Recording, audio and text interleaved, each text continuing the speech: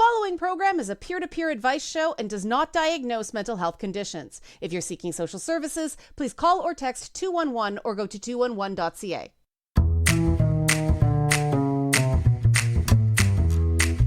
Hello, listeners around the world on radio streaming and podcast services. This is It's Not Therapy. I'm Liana and I am not a therapist, but I am your source for navigating the madness of mental health, using my top 10 sayings for checking in with your best self. This week, we're talking about what people get wrong about introversion. And I've got a great guest, Nancy Ancowitz, career strategist, adjunct instructor at NYU, and author of the book Self-Promotion for Introverts. Nancy's here to talk to us later, but first, this introvert is speaking in public. Oh God. Yes, I'm an introvert. Profoundly introverted. Yes, me. Surprised? Most people are. I have to mask extroversion for various parts of my job, but crowds exhaust me, and I really don't like being the center of attention unless I know exactly what I'm supposed to be doing. In fact, my mother put me in dance programs as a kid to get me over my shyness. Of course, I love the expression of one's inner world through physical choreography. I just couldn't stand the girl bullies or the constant shots at my weight that came with dance classes. And introversion isn't shyness, so this stuff didn't bring me out of my shell. Extroverts can be shy. Shyness is wanting to socialize but being afraid to, which is what the dance studio girl bullies made worse. That story another time. Introversion is preferring to socialize one-on-one or in small groups. And it's true that introverts need to socialize far less than extroverts, but that doesn't mean we're inherently afraid of it.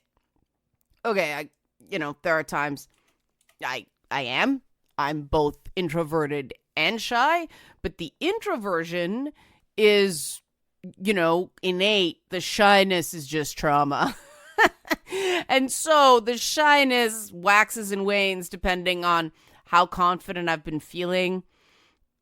And I've learned to overcome that shyness most of the time. Introversion isn't something to overcome or train away. It just is. Introversion shouldn't be confused for legitimate mental health conditions like social anxiety disorder or avoidant personality disorder. Those two things are far beyond shyness. Again, introverts don't assume other people are judging us negatively. Social anxiety disorder needs intervention. Avoidant personality disorder is a very difficult thing to live with. It's not introversion. Introversion is just, the awareness of too many people being around us. It drains us. We like our thinking time. In fact, we need our thinking time. Now, how could you spot an introvert? Well, most of us get overlooked, but some telltale traits include, and not every introvert has these things. It's a spectrum, right? Introverts need quiet and stillness to concentrate. When I worked at City TV Bunch Music, there were constant visual and audio distractions because it was this open workplace, this environment. It was so draining trying to work there. I did not do my best work when I had to sit at one of those desks. And there were TVs on. Everywhere. That's what City TV everywhere meant. There were TVs everywhere while you're trying to work. And that constant movement in the corner of my vision, just, it was so distracting. Even when the sound was off, I couldn't think. And that's something introverts need to do. Thinking and planning. Sometimes I'll go as far to say excessively. Introverts tend to be deliberate decision makers, and one person's methodical is another person's slow. Now, us introverts work out problems with our imagination, and some people call that daydreaming. And, other people might go, yeah, daydreaming, that's me. I kind of reject that description. It's not daydreaming, it's processing, right? I might be imagining the storyline for season 2 of the Fallout series on Amazon Prime because it's going to be so long until we get more shows, and it was so good. But I realize that planning I'm doing, that daydreaming, it's not really about the show. It's about connecting to certain characters and wanting to feel understood and validated. And that tells me that I need to put some attention into meeting that need for understanding and validation, in my real life. Great. But anyway, that processing is why, you look up a list of introvert traits. It says we're more self-aware. Individual mileage varies wildly on that one. There are plenty of introverts profoundly lacking in self-awareness. And I know that the inner monologue that we have, it can turn narcissistic in that no one understands my genius kind of way. That's something I personally keep an eye on. So I'm not willing to say, yes, we're more self-aware. There are plenty of self-aware extroverts. Introverts, no surprise, feel comfortable being alone. But it's more than that. Many introverts, me, need alone time. This isn't because we don't like the people in our lives. It's because no matter how much we like the people in our lives, we are overloaded. Like I said, that awareness of other people just being around, overload. But it's not just that.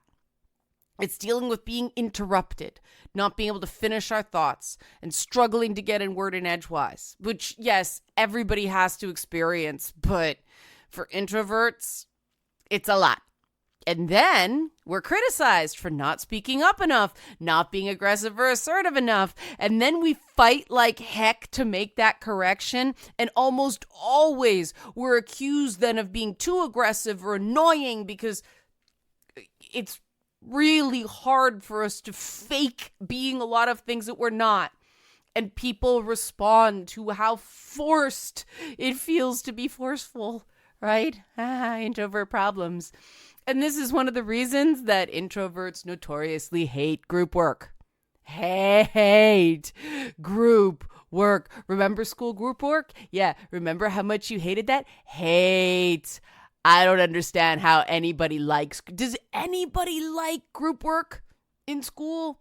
I don't think, maybe people do, but not introverts, because we end up doing most of the work in a group, knowing that a more extroverted person who was socializing instead of working is going to criticize what we did, insist on last minute changes, then get most of the credit because they're extroverts. But as much as we like our alone time and prefer to work in solitude, yeah, we get more high maintenance, yeah. Owning the high maintenance. We thrive on deep one-on-one time with people. That's what makes us feel cared about and appreciated, especially with romantic partners. If our partner constantly needs an activity or a distraction when they're with us, or seems to need it from our point of view, you always want to do something, you always want to go somewhere, you never want to sit and just talk. We can feel like we're not wanted or like we've done something wrong. It really means a lot to an introvert like me when someone asks how you're doing and means it. How are you doing? Actually mean it. Actually want an answer from me. Because we know most people don't really want to know. And we're just supposed to say, I'm fine. Yeah. That being said, some introverts prefer to write rather than talk. I like both. I like to be able to write for a bit and talk for a bit. I don't change gears from writing to talking well. I've noticed that. I have a few clients who, we work text only. And I don't find that's any less connected or meaningful than the ones who do voice or video chat. And I kind of like the text clients because there's always a complete record of the conversation. And being an introvert, sometimes I get overwhelmed by stimulus, even in one-on-one video chats, and I doodle to stay focused. Sometimes I have to pay attention only to someone's voice. So I stay connected instead of hazing out on stimulus, falling behind. Because like, what's their face doing there? What's the body language doing there? What's their voice doing there? And that can be really good with what I do. But realizing I'm 2 sentences behind, yeah, that's stressful. There's a lot of workarounds we do to make sure that doesn't happen, and that extra cognitive processing wears us out in social interactions. Because of all this, it may not be surprising to hear that introverts have fewer friendships, but prefer to and tend to be very close with those friends. This is the flip side of feeling tired after being in a crowd. Now, people hear crowd, they think like hundreds of thousands of people. For me, and I think this has been because I've done so much live performing, comedy, TV. TV was actually the worst because there's like 30 to 50 people in the room when you don't have an audience in television. Even with the audience, sometimes it's about that. And 30 to 50 people that I am aware of as individuals, that I can distinguish, that's the worst, absolute worst crowd size for me. After that, you really can't keep track of the individual. It all kind of hazes out into sort of, NPCs. That's a video game term for non-playable character. I know for me, it's that I want to pay attention to, all those 30 to 50 people. And you really can't do that after about 12. You ever been at one of those places where you have to keep you have to make sure everybody gets a bit of attention and you're exhausted by the end of the night? Maybe introverts aren't, but I find that even in groups of more than like 3 people, someone gets left out in a conversation. So tiring. Now, half the population is introverted. It's evenly distributed. Unfortunately, North American society intensely favors extroverts. And this favoritism for extroversion is why I'm suspicious of the concept of ambiverts, people who display both introvert and extrovert characteristics. Now, I do believe it's a spectrum. There are people who are still introverts, but less introverted than I am. But I think that a lot of ambiverts are probably people who swing introverted, but, have learned to fake it like me anyway. Introversion to extroversion is a spectrum. I guess most people fall somewhere in the middle of the 2 extremes. She says all the way over on like the introversion extreme. Yeah. On a lot of tests, I score like 90% introversion. Yeah. Because of this, because introversion, extroversion, they're inherent traits. If they can change, they change slow. So it's really, really important for someone's well-being that if they're actually a traumatized extrovert, they're not confused for an introvert because, oh my God, those people need socialization they're not getting. And it's also important not to confuse an intensely masking introvert with an extrovert, right? The best way to find out what you are, if you don't know, is through a personality test like the Hexaco test. It's an adapted Big 5 that I like better, or the Myers-Briggs test. Both of those have introversion, extroversion as a marker, and it measures the level, I think, pretty well. Now, thanks to decades of the Hexaco's precursor, the Big 5 personality index, sorting all the characteristics, introvert bad, extrovert good, right? Everything about our work and school world and much of our social world privileges extroverts. With the Big 5, it became this self-fulfilling prophecy that extroverts were more likely to be successful. And so Work wanted to hire extroverts because they'll be more successful, and school pushed people into extroversion because they'll be more successful. And much of our social world also privileges extroverts. But there's hope. After the break, I'll introduce you to NYU adjunct instructor Nancy Ancowitz, author of self-promotion for introverts, and we'll talk about how to balance these scales. Question, comments, concerns, Liana at nottherapyshow.com. Nottherapyshow.com is the website. Fill out the contact form while you're there. Join the mailing list or social medias, X, Instagram, Threads at Not Therapy Show. Back after this. What people get wrong about introverts on It's Not Therapy. The following program is a peer-to-peer advice show and does not diagnose mental health conditions. If you're seeking social services, please call or text 211 or go to 211.ca.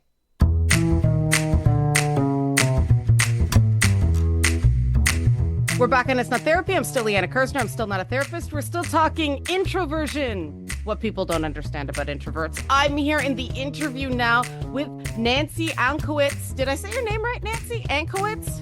Ancowitz, Mankowitz, whatever you want to call me, I'll respond. I've been called worse too, but Nancy is a career strategist and adjunct, I cannot talk today, instructor at NYU. But most importantly, Nancy is the author of Self-Promotion for Introverts. And Nancy, the terms self-promotion strike fear into the hearts of introverts everywhere. Why did you decide to focus on this particular area of introverts navigating the world? Well put, because it strikes fear in my heart too. So I do, and then I teach, or I try. Yeah. I share. I like to share from a meaningful struggle that I've had that could help other people.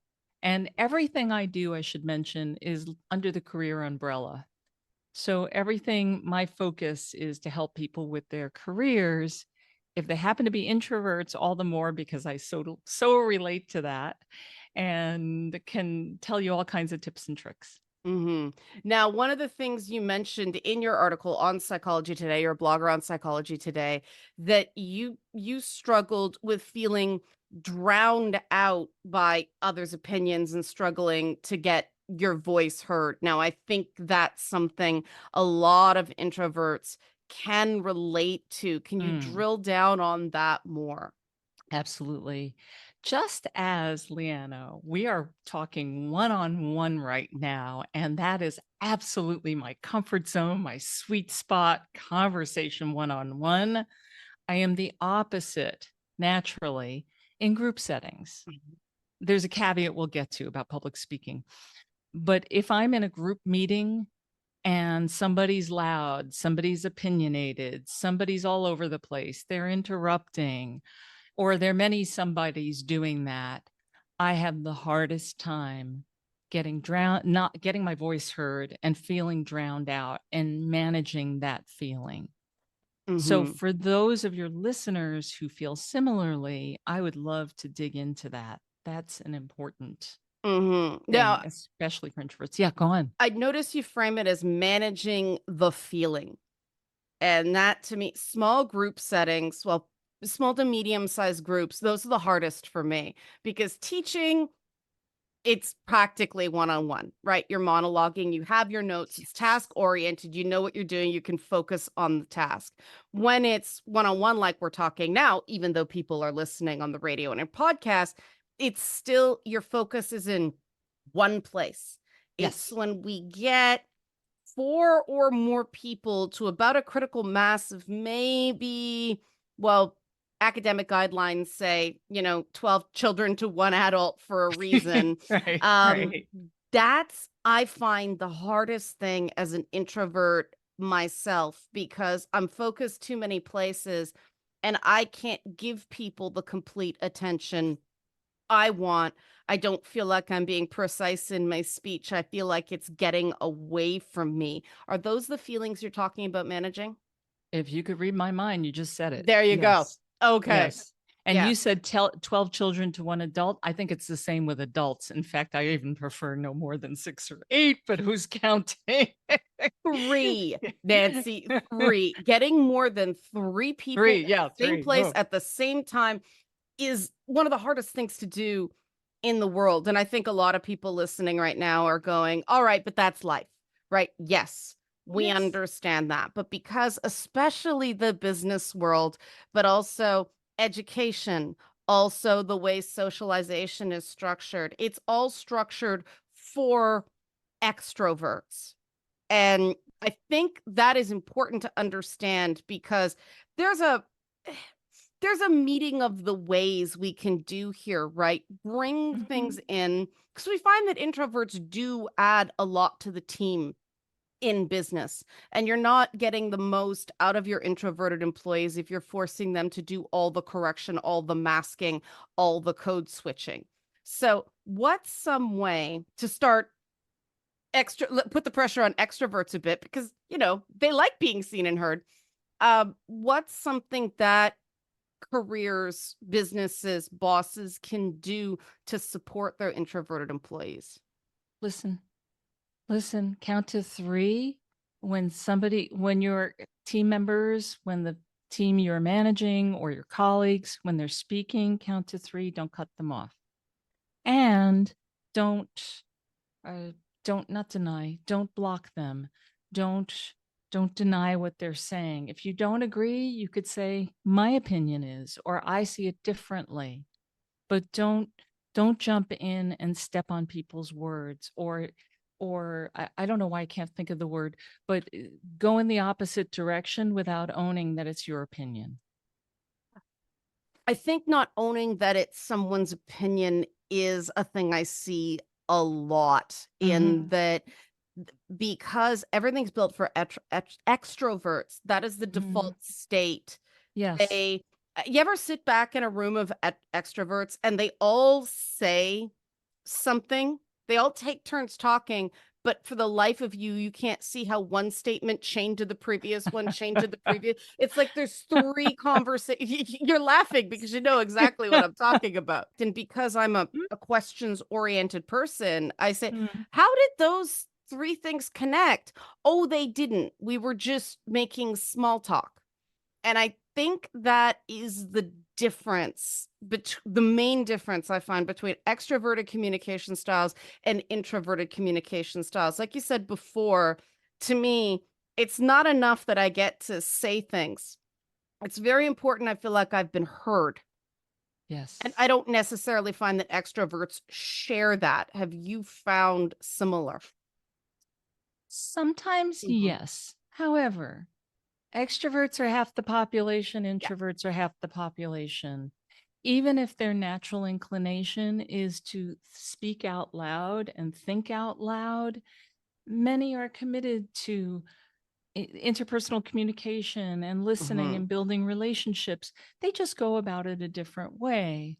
So, those who are willing to listen and care about listening, fantastic. One of my favorite bosses ever was a raging extrovert to my introvert, and she was a deep listener. So we had an amazing one on one communication. In meetings, it was more challenging for me, and she was great at it. But I think it really depends on how committed that extrovert or those extroverts are to really communicating, listening, finding a space. And the word I was looking for before is not dismissing. Mhm. To appreciate the contributions of everybody rather than dismissing if you don't agree. I think that's significant because I think one of the things extroverts don't they understand intellectually but not like on a gut level is how difficult it is for introverts to switch from the inner voice, which you talk about, the inner monologue, to expressing the thoughts. So let's spend a bit of time on that. What is that inner monologue and how is it different from the way extroverts navigate the world? So I'll start by saying it's not therapy. Yeah. uh, Yep, that's the name of Therapists the will have their show. own. Yeah. They'll have their own take on this. They'll have their own valuable perspective. Many of them. My own perspective is that strong inner voice between our ears can be quite loud and can drown out our best thoughts, can drown out our ability to speak out, to speak up, to have our voice heard, for us to genuinely contribute to important conversations. So you're right about extroverts, how difficult it's so important for them to understand. It really is difficult for many an introvert to switch from that inner monologue to expressing our thoughts. So give us space around that. And just as they prefer some chit chat, some small talk, to your point earlier, Mhm. we prefer to go deeper. So I think we both need to build skills, we to practice a little chit chat, a little small talk, and they, because what can they do so they can get that space to talk and go deeper sooner, and they can do some socializing beforehand so they got that out of their system to some degree at least, and Yeah. we can rest up, prepare, and practice our key points so that we can give our best. So this is about working together, partnership. Yeah, one of the big corrections I had to make is allow the conversations to breathe more, to not have everything be super polished when it first comes out. I've gotten a little Mm. too good at that, to the point that, afterwards I'm like, stupid, stupid, stupid, right? Like motor mouth. But I did find that one correction, because what I was hearing is, oh, you're being critical. And I had no intention of criticizing. I was adding to the idea. I was refining it. I was making it workable. I thought I was being supportive.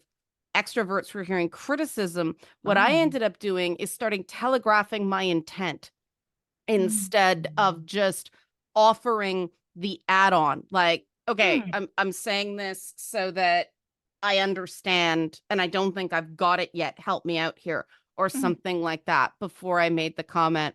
And sometimes you get interrupted before you get beyond that point, but you got to pick your battles, right? Yeah.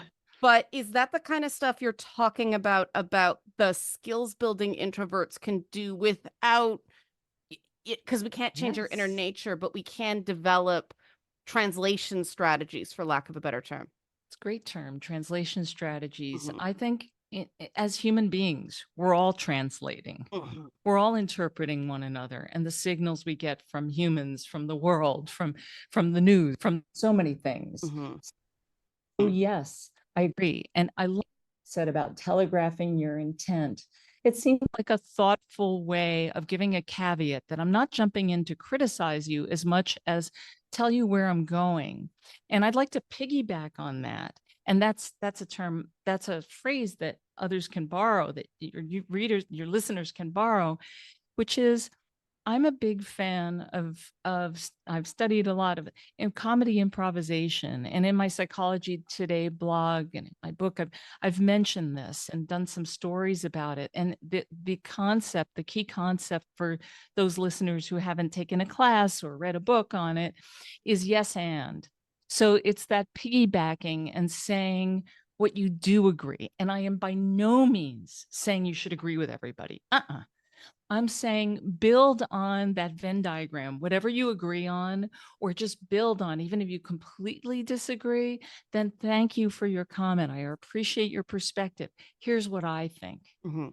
And if you wanted to add in the telegraphing your intent, you could say, I have a different perspective because of my background in XYZ, or whatever your intent is, or to bring us all together, or whatever your intent is.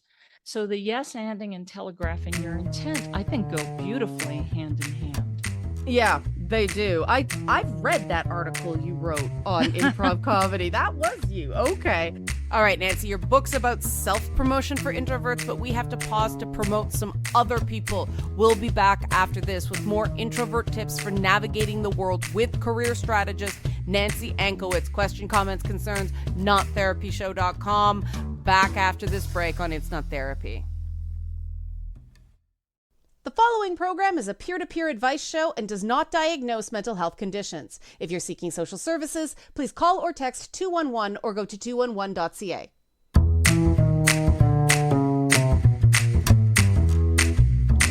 We're back in It's Not Therapy. I'm still Liana. I'm still not a therapist. We're still in the interview, and we're still talking to Nancy Ancowitz, author of Self-Promotion for Introverts. Nancy is an introvert herself, even though she's been successful in business, and she teaches at NYU. And before the break, we were talking about the yes and method of communication as inspired by improv comedy.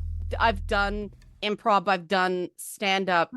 It's terrifying, but it was good for me, and that pivots to the next thing I wanted to talk about when there is a disagreement, when you can't agree. And when you're in a room full of extroverts and you do have an objection, I hear this from clients all the time. They get overwhelmed. Even if no one's intending to shut them down and shout them down, that's ultimately what happens. That's ultimately where they feel left, right? That they're, like you said, that their concern was dismissed, that they didn't get the opportunity to fully communicate what they felt was important because other people were better at jumping in. What are your suggestions for navigating that? It's tough. I mean, let's start with what's the dynamic? Are we talking about your boss shutting you down? Your boss's boss shutting you down? Again, I'm under the career umbrella. Your Right. client shutting you down? What's the power dynamic first? And earlier you said something about picking your battles. Important. If you pick every battle, then you're likely to lose. And that's where I'm back to my point about rest up, prepare, and practice. Rest up, meaning your social energy. When you know you're going to go into a contentious situation, whether it's negotiation or you're about to discuss something you know is charged, then you want to rest up, prepare, and practice. Prepare not only some key talking points for yourself, thinking about them in advance, being an introvert's advantage, but also practicing them out loud. There's nothing like practicing them out loud. And that's something I teach at NYU, public speaking skills, presentation skills. There's nothing like that. And even better, recording yourself, like video recording yourself, practicing with somebody safe, somebody like a Liana or maybe a Nancy. Yeah. Somebody who that you can understand the trust. pain. Yeah, Understand the understands the pain, won't judge you, but will be a positive sounding board who will tell it like it is, but also give you space to self-reflect. Not just tell you, you should do this, you should do that. Give yourself space, give you space to self-reflect how you did, what you did well as what you could do better. And then being a sounding board for other things, for anything else to build on what you've said or share a perspective you might not have seen. So that practicing, and I'm a fan of saying that I believe in most of these situations, you can prepare for 80% of, you can anticipate 80% of the kinds of objections, the kinds of pushback. And then there's that 20%, which is you're going to need some yes and for. And we can go into more of that. I don't want to monologue on you. Yeah, no, please keep monologuing because that is what I hear from a lot of clients. It's the 20% that they can't predict that freaks them completely out. And fair, right? When you're a planner, when you get comfort, when you feel safe, when you're prepared, the known unknowns are very scary. The unknown unknowns are terrifying. So how do you handle that 20%? And that's back to improv. Yeah. You buy some time, you give yourself time to buy some time. If English is your first language, all the better. If it's not, all the more need to buy some time because you're thinking through another lens. So you want to have phrases like, good point. Let me think about that. My first thoughts are blah, blah, blah. I'd love to get back to you once I research that. Or let me follow up after I talk to an expert I know, or after I do a little research. So these are all ways to buy yourself. It might be 10 seconds, but that 10 seconds gives you a little time, and then maybe another 10 seconds for the other person to respond. And then you have some time to breathe. And know that in most cases, you have more than 10 seconds to answer any question. Or like, remember that there's usually space. There's another meeting, there's another day, there's another something. Not Yeah. everything has to be on the spot.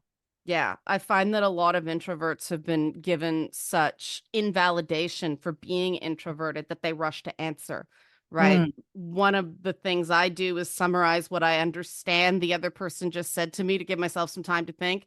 It also helps me with that inner monologue because that's what I'm doing anyway inside my brain. Okay, what exactly did that person say? I find that's a great yes and because then they get to say, yes, that's right, and mhm. so it's a win-win. How do you slow down when you've got that urge to it, introversion and people pleasing are a nasty combination because that's what happens, right? When you're always the person with the answer because you're the ones with the PowerPoint and the notes and all the research, Mm, you feel the need to be an information vending machine, right? mm. How do you stop being the vending machine and start being Amazon with, the 24-hour shipping kind of thing? Because that overnight could help so much. Wow. These are fun analogies Yeah. and useful analogies. Wonderful. So, how not to be the information vending machine? Uh, Slowing down, if you think of yourself on the comedy stage or the improv stage, it can be something as simple as inhale and exhale. When you're on the spot, let's say somebody's heckling you and you're on stage, it's there's not much time for thinking. You may be deer in the headlights. So the one thing, if you could go to the most simple human thing, which is inhale, exhale, the breathing, Mhm. this breathing, not just that shallow chest breathing, that can help. Another can be feeling your feet on the ground, aka being grounded. Simple physical things I find are super helpful in those moments where you can't do a dissertation. You need to just get back to your body, and that'll help you get grounded and slow down. How does The that? the feeling your feet on the ground is a great one, Mhm. focusing on your feet. I'm I know there's research as to why, but it works out really, really well. And stand-up comics have scripts for hecklers. It's usually you point out something about their physical appearance to paint the audience a scene of who you're talking to because they can't see them. That Hmm. slows down the whole thing and suddenly makes that person more visible so they're in the spotlight to you too. Then you ask them for their name and Oh, suddenly you're not a target anymore. Suddenly you're two people having a conversation you're harder to beat up on. wow. And yeah, that's the go-to for hecklers and stand-up comedy. And it gives you time to get away from that Yeah, that's inside, it. right? Because I've been on stage and people have literally thrown things. Oh And gosh. that was the one that it's it's hard to describe how exposed you feel, especially when you do have that, response hang time that introverts have. And I don't recommend people do that to get over your introversion.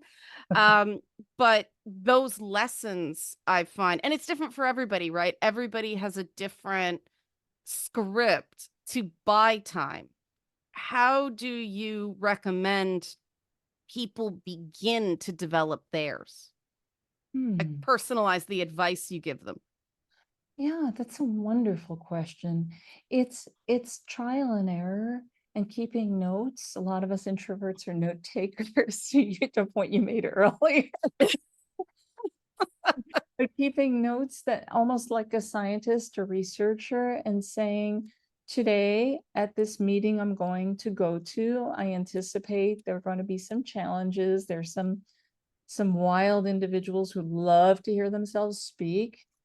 And I'm going to try this approach. My approach will be to to interject, for instance. That's one thing we haven't talked about. I don't like interruptions, but If you tend to be quiet or an introvert, or you tend to get drowned out a lot, you may need to say, let's say the person who's going on and on is named Lee. Just a moment, Lee. I'd like to finish what I was saying. Mm-hmm. Might be that. And you could try that and see how it goes over. Another approach can be preventative. If you know the moderator or the head of the meeting, or assuming it's not you, you're talking to them in advance if you have a good enough relationship, and saying, hey, I often feel drowned out at these meetings. I'm wondering if we could put our heads together, how to make sure that I get my piece. Maybe it's ground rules. Now, again, if the drowner outer is your boss or your boss's boss, or there's always a no but statement for these things. But when it's possible, these are tools for your toolkit. So it's doing a little research. It's doing some trial and error, and being gentle enough with yourself to realize you're in a laboratory right now, and you're going to try this and you're going to try that. And having some accountability or somebody supporting you that you can report back to can really help. Mm-hmm.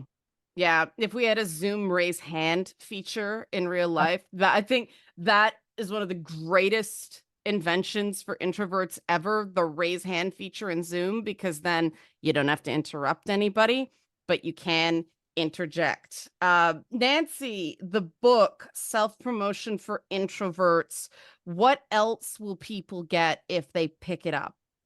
That the idea of self-promotion, there's that nasty little word self in there, which can make you feel self-conscious, but it's not just about you and yourself. Think of what you can contribute in the career sense to the other party, whether it's the organization or the hiring manager in an interview, or whoever, that it's not just about you feeling desperate because you're self-promoting and feeling shame because you have to do this degrading thing like promoting yourself, and reframe that into what do you need to do to get the word out about the amazing stuff you have to offer to make an organization better. It's reframing that whole picture. Great. Asking for the self-promotion element, asking for signups, even throwing out the email on the show was difficult at first. So Nancy Ancowitz, great advice. Career strategist, adjunct instructor at NYU, Nancy? That's right. Yeah, NYU. My focus is split too much. Introvert problems. Book is Self-Promotion for Introverts. Nancy, how can people get your content on the web otherwise, other than the Psychology Today blog, which is called Self-Promotion for Introverts? NancyAncowitz.com. Should I spell it, or what would be helpful? Yeah, NancyAncowitz for those in the US. You got it. And in the best voice possible. Awesome. When we come back, affirmations and validations for introverts so you don't kick yourself after a bout of socializing. Question, comments, concerns. I love to hear from you. I like to listen more than I talk. Liana at nottherapyshow.com or nottherapyshow.com. Fill out the contact form while you're there. Join our mailing list or socials. X, that's Twitter, Instagram, and Threads. When we come back on It's Not Therapy. The following program is a peer-to-peer advice show and does not diagnose mental health conditions. If you're seeking social services, please call or text 211 or go to 211.ca. We're back in It's Not Therapy. I'm still Liana Kirsner. I'm still not a therapist. We're still talking what people get wrong about introverts, and I've got 4 minutes left. No matter how much you prepare, we're introverts. We think a lot. And remember I said off the top, we think sometimes to excess.